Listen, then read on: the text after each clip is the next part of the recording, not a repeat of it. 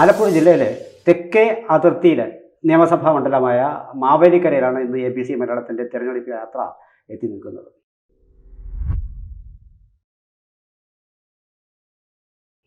മാവേലിക്കര ലോക്സഭാ മണ്ഡലത്തിൻ്റെ പരിധിയിൽ ഉൾപ്പെടുന്ന നിയമസഭാ മണ്ഡലമാണ് മാവേലിക്കര. മാവേലിക്കരയെക്കുറിച്ചിട്ടുള്ള വിശദമായ കണക്കുകൾ 2016-ലെയും 2021-ലെയും നിയമസഭാ തിരഞ്ഞെടുപ്പുകളുടെ ഫലം, 2019-ലെ 2024-ലെ ലോക്സഭാ തിരഞ്ഞെടുപ്പുകളിൽ മാവേലിക്കര നിയമസഭാ മണ്ഡലത്തിൽ ലഭിച്ച വോട്ട് വിഹിതം, ഏറ്റവും ഒടുവിൽ ലോക്കൽ ബോഡി ഇലക്ഷൻസിൽ ലഭിച്ച വോട്ട് വിഹിതം ഒക്കെ ചേർത്ത് ഞങ്ങൾ നിങ്ങൾക്ക് മുന്നിൽ അവതരിപ്പിക്കും. ഊഴം നിങ്ങളുടേതാണ് പ്രവചിക്കാനുള്ളത്. ഞങ്ങളുടെ കമൻറ്റ് ബോക്സിൽ ആദ്യം നൽകിയിരിക്കുന്ന ലിങ്കിൽ കയറി എത്രയും വേഗം ഏത് മുന്നണിക്കാണ് മാവേലിക്കരയിൽ വിജയസാധ്യതയെന്ന് നിങ്ങൾക്ക് പ്രവചിക്കാം. സർ, മാവേലിക്കര ഒരുപാട് കേരളം മുഴുവൻ ശ്രദ്ധിക്കപ്പെടുന്ന ഒരു നിയമസഭാ മണ്ഡലം മാത്രമല്ല, അതിൻ്റെ പ്രാദേശികമായ കിടപ്പ്, പിന്നെ ആ പ്രദേശത്തിൻ്റെ സവിശേഷമായ പല കാര്യങ്ങളുമുണ്ട്. മഹാലക്ഷ്മി കാവൽ നിൽക്കുന്ന ഇടം എന്ന അർത്ഥത്തിലാണ് മാവേലി. അങ്ങനെ പല പല മഹാബലിക്കര എന്തായാലും ഒരു ലക്ഷ്മി കടാക്ഷമുള്ള ഒരു ദേശമാണ് മാവേലിക്കര. കുറച്ചുകൂടെ ചേർന്ന് കിടക്കുകയാണ് ചെട്ടികുളങ്ങര. കുംഭമാസത്തിലെ ഭരണി വലിയ പ്രസിദ്ധമാണ്. പിന്നെ ഓണാട്ടുകരയാണ് കേട്ടോ. ഓണാട്ടുകര അങ്ങനെ ഒരു പ്രത്യേകതയുണ്ട്. പിന്നെ നമ്മൾ ഈ രാഷ്ട്രീയ സമ്പന്നത പോലെ തന്നെയാണ് സാംസ്കാരിക സമ്പന്നത. രവിവർമ്മ മറ്റേ മലയാളത്തിനൊരു വ്യാകരണം സമ്മാനിച്ച AR രാജരാജവർമ്മയുടെ നാട്. തൊട്ടടുത്താണ് തോപ്പിൽ ഭാസിയുടെ സ്ഥലം. എന്തിന് കേന്ദ്രത്തിലെ കോൺഗ്രസിന്റെ പ്രതിപക്ഷ നേതാവായിട്ട് മാറിയ CM സ്റ്റീഫന്റെ നാടും ആണ്. പിന്നെ അതുപോലെ തന്നെ പെട്ടെന്ന് ഓർമ്മ വരുന്ന വേറൊരു കാര്യമുണ്ട്. യേശുദാസിന്റെ കൂടെ എപ്പോഴും മൃദംഗം വായിക്കുന്ന മാവേലിക്കര കൃഷ്ണൻകുട്ടി നായർ. പിന്നെ വാർത്തകൾ വായിക്കുന്നത് മാവേലിക്കര രാമചന്ദ്രൻ. ഒക്കെ മലയാളികൾക്ക് മറക്കാൻ പറ്റാത്തതാണ്.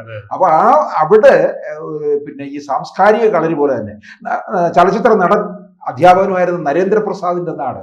അങ്ങനെ നീണ്ടു പോവുകയാണ്. അപ്പം രാഷ്ട്രീയത്തിന്റെ കണക്കിലേക്ക് നമുക്ക് പോകാം. അതിന് മുമ്പ് സാർ ഒരു കാര്യം കൂടി ഇത്രയും പറഞ്ഞ സ്ഥിതിക്ക് നമുക്ക് ഈ 1000 വർഷങ്ങളോളം പഴക്കമുള്ള സെന്റ് മേരീസ് കത്തീഡ്രൽ, ചെട്ടികുളങ്ങര ക്ഷേത്രം, ഇങ്ങനെ പിന്നെ കൃഷി, ഇങ്ങനെ എന്തുകൊണ്ടും പിന്നെ നാട്ടുരാജ്യം, ഡച്ചുകാരുമായിട്ടുള്ള ബന്ധം, ഡച്ചുകാരും പിന്നെ ട്രാവൻകൂറുമായിട്ടുള്ള ബന്ധം, ഇതിന്റെയൊക്കെ ഒരു കേരളത്തിലെ മറ്റു പല സ്ഥലങ്ങളും പോലെ തന്നെ ബുദ്ധ വിശ്വാസത്തിന്റെ കേന്ദ്രമായിരുന്നു. ലോക്സഭയിൽ നോക്കുമ്പോൾ മാവേലിക്കര ലോക്സഭാ മണ്ഡലത്തിന്റെ പരിധിയിൽ തന്നെയാണ് കൊടിക്കുന്നിന്റെ സ്ഥിര മണ്ഡലം. അതിൽ 2019-ൽ UDF-ന് 41.6 പിന്നെ വോട്ട് വിഹിതം ശതമാനം. 60,392 വോട്ടുകളാണ് ലഭിച്ചത്. LDF-ന് തൊട്ടടുത്തവര് 40.9 ഒരു ശതമാനം വ്യത്യാസമേ ഉള്ളൂ. 59,423.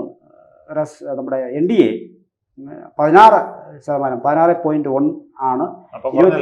കുറഞ്ഞു. 23,387. ഇത് 19 കണക്കാണ് പറയുന്നത്.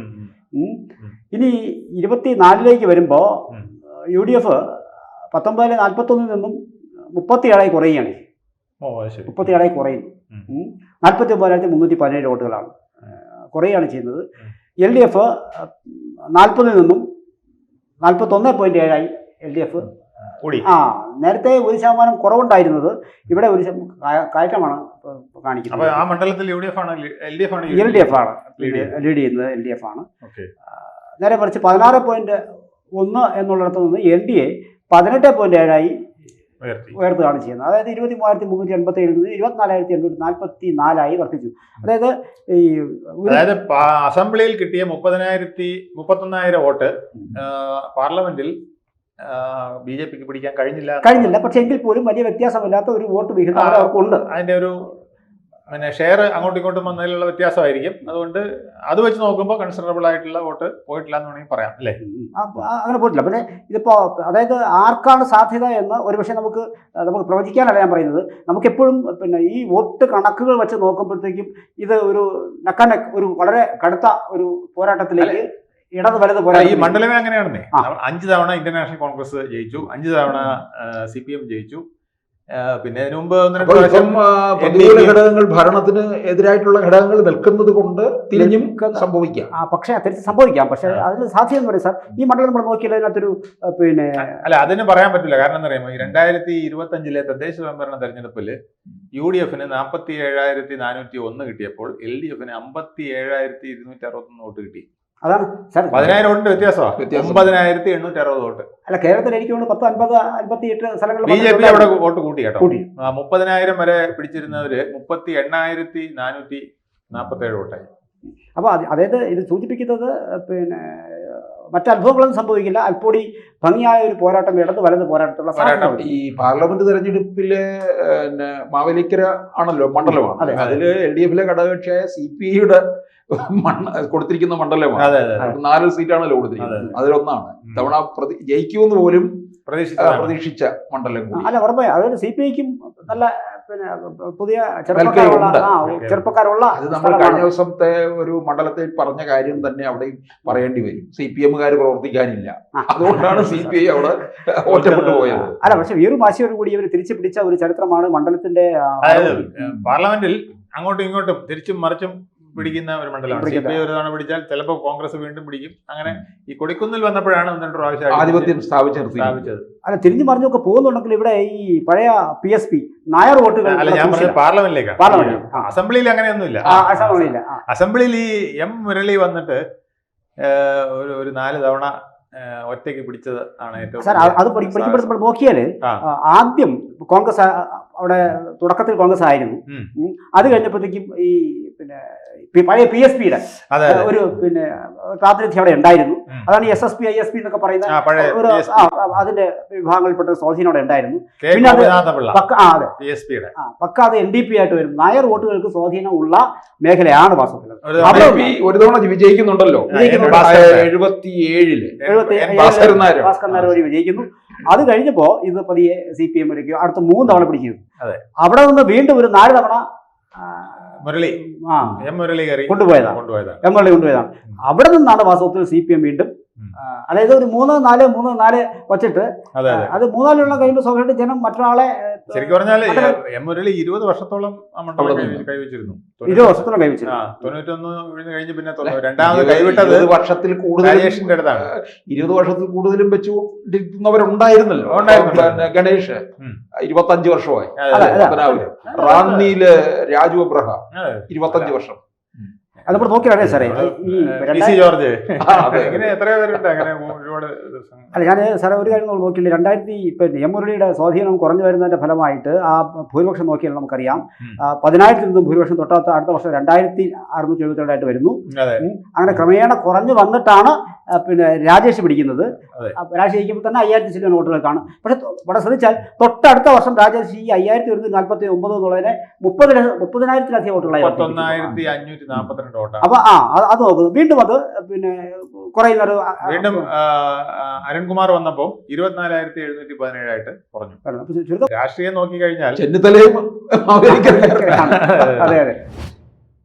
ഈ രാഷ്ട്രീയം നോക്കിക്കഴിഞ്ഞാൽ നമ്മൾ പ്രധാനമായിട്ട് നമുക്ക് നോക്കിയാൽ ഇതൊരു തുല്യ മണ്ഡലമാണെന്ന് പറയാം. ഒരു 5 പ്രാവശ്യം ഇന്ത്യൻ നാഷണൽ കോൺഗ്രസ് ആണ് ഇവിടുന്ന് ജയിച്ചിരിക്കുന്നത്. 5 പ്രാവശ്യം CPM ജയിച്ചിട്ടുണ്ട്. അതായത് 90 അതിൽ ഇന്ത്യൻ നാഷണൽ കോൺഗ്രസിൽ ജയിച്ചിരിക്കുന്ന ആളെന്ന് പറയുന്നത് മുരളിയാണ്. മുരളി 1991 മുതൽ 2006 വരെ 15 വർഷം തുടർച്ചയായിട്ട് അവിടുന്ന്. അതിനൊരു കാര്യമുണ്ട് വേണു, പിന്നെ എവിടെ എന്ത് പ്രശ്നം വീടുകളിലുണ്ടെങ്കിലും മുരളിയുടെ മുരളിയുടെ ആ മണ്ഡല ബന്ധം അത് അവഗണിക്കാനാവാത്തതാണ്. അതുകൊണ്ടാണ് തുടർച്ചയായിട്ട് ഒരാൾ 15 വർഷം ഒരു മണ്ഡലത്തെ പ്രതിനിധീകരിക്കുക, 91 മുതൽ നടന്ന 2006 വരെയുള്ള എല്ലാ ഇലക്ഷനും ജയിക്കുക എന്നൊക്കെ പറയുന്നത് ഒരു നിസ്സാര കാര്യമല്ല. അപ്പൊ അത് കഴിഞ്ഞാൽ പിന്നെ CPM ആണ്. CPM-ൽ 2 പ്രാവശ്യം രാജേഷാണ് ജയിച്ചത്. അദ്ദേഹം 2016-ൽ അവിടെ നിന്ന് 74,555 വോട്ടിനാണ് ജയിച്ചത്. 49.81% അദ്ദേഹത്തിന്റെ പെർസെൻറ്റേജ്.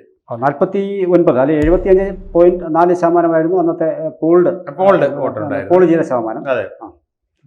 പിന്നെ ബൈജു കലാശാലയാണ് ഇന്റർനാഷണൽ കോൺഗ്രസിന്റെ സ്ഥാനാർത്ഥിയായിരുന്നത്.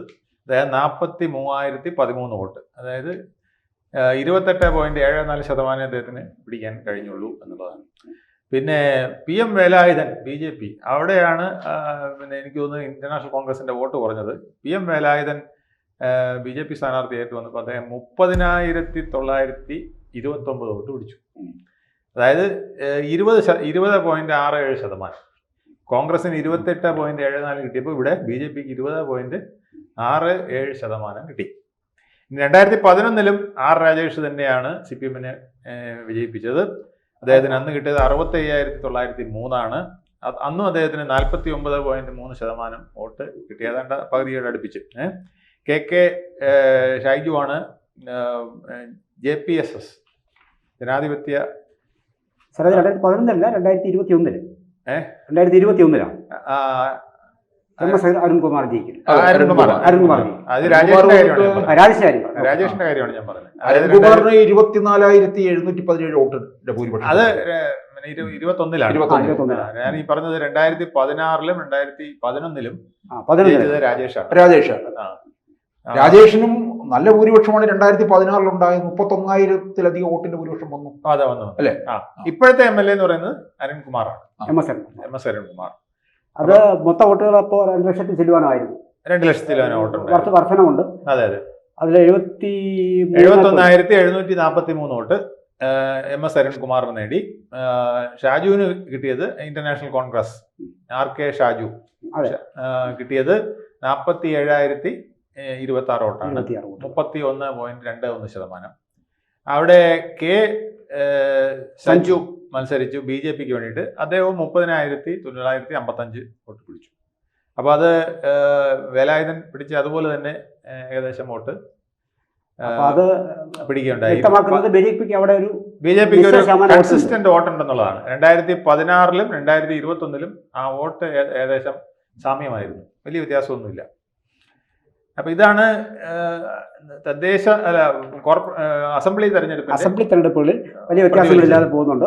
പക്ഷേ ഇപ്പോഴും തദ്ദേശ ഭരണ തെരഞ്ഞെടുപ്പിലെ വോട്ട് വെച്ച് നോക്കുമ്പോൾ 10,000-ഓളം വോട്ടിന്റെ ലീഡ് LDF-നുണ്ട് അവിടെ.